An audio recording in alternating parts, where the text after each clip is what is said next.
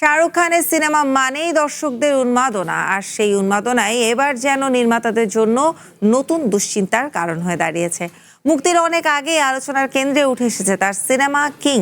তবে এবার আলোচনার কারণ কোনো টিজার বা পোস্টার নয়, বরং এআই প্রযুক্তিতে তৈরি হওয়া এক ফ্যান এডিট ভিডিও। সামাজিক যোগাযোগ মাধ্যমে ছড়িয়ে পড়া প্রায় 15 মিনিটের সেই ভিডিওতে জোড়া লাগানো হয়েছে ফাঁস হওয়া শুটিং দৃশ্য, পাপ্পারাজিদের ধারণ করা ভিডিও আর সেটের কিছু স্থির চিত্র। অনলাইনেও এটি মিনি কিং নামেও ভাইরাল হয়েছে। এতে শুধু দৃশ্যই নয়, সিনেমার সম্ভাব্য গল্প অনুমান করে সাজানো হয়েছে বলে দাবি করেছেন অনেকে। আর এতেই চাপে পড়েছে নির্মাতা দল। অ্যাকশনধর্মী এই সিনেমা ঘিরে আগ্রহ আগে থেকেই তুঙ্গে, কারণ অনেক দিন পর এবার একেবারে নতুন অ্যাকশন অবতারে ফিরছেন শাহরুখ খান। পরিচালনায় রয়েছেন সিদ্ধার্থ আনন্দ। এর আগেও কেপটাউনে শুটিং চলাকালে দীপিকা পাডুকোন ও শাহরুখের একটি গানের দৃশ্য ফাঁস হয়েছিল।